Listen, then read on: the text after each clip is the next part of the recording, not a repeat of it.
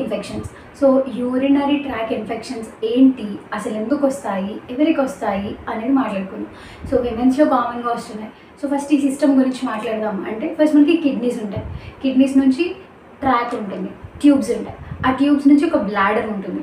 So ఆ బ్లాడర్కి connect యూరేత్రా ఉంటుంది. So urine passage యూరేత్రా నుంచి మనకు అవుతుంది అనమాట. సో కిడ్నీస్ ఫిల్టర్ చేసి అక్కడ నుంచి యూరినరీ బ్లాడర్కి పంపిస్తే అక్కడ స్టోర్ అయ్యి అక్కడ నుంచి యూరిన్ మనకి బయటకు వస్తుంది. సో ఇది ఓవరాల్ ప్రాసెస్.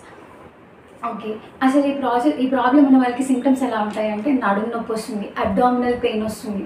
ఈ రెండు కాకుండా కొన్నిసార్లు యూరిన్లో మనకి నురగ వస్తుంది. సో ఇలా కొన్ని ప్రాబ్లమ్స్ ఉంటాయి అన్నమాట. యూరిన్లో పెయిన్ రావడం, మంట రావడం, ఇలా ప్రాబ్లమ్స్ ఉన్నాయి. సో ఈ ప్రాబ్లమ్స్ తోటి మనం అది ఉంది అని ఒక ఎస్టిమేషన్కి రావచ్చు.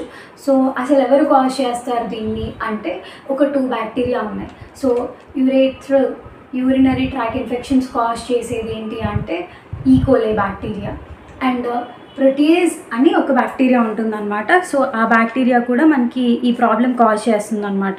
సో ప్రోటీయస్ మైక్రోబిలస్, సో ఇది ఆ ప్రాబ్లమ్ని కాజ్ చేస్తుంది. ఈ రెండు కూడా మన యూరినరీ బ్లాడర్ని ఎలా అంటే బ్లాడర్కి ఒక 2 హుక్స్ వేసుకొని అక్కడ కూర్చుంటాయి అనమాట. అక్కడ కూర్చొని హ్యాపీగా వాటి ఫ్యామిలీని పెంచేసుకుంటాయి. సో మల్టిప్లై అయిపోతూ ఉంటాయి. బ్యాక్టీరియా ఎక్కువ క్వాంటిటీలో అయిపోతాయి.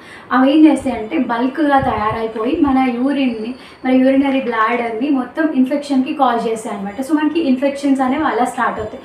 అలా స్టార్ట్ అయిన తర్వాత మనకి ఈ సిమ్టమ్స్ కనబడతాయి అనమాట. లైక్ యూరిన్లో పెయిన్ రావడం, మంట రావడం, అలా కాకుండా అబ్డామినల్ పెయిన్ రావడం, నడుము నొప్పి రావడం, ఇలా కొన్ని ప్రాబ్లమ్స్ అనేది చూపిస్తుంది. అండ్ యూరిన్లో కొన్నిసార్లు మనకి నూరుగా కూడా చూపిస్తుంది అనమాట. సో మరి ఆ మ్యాజికల్ ఫ్రూట్ ఏంటి అంటే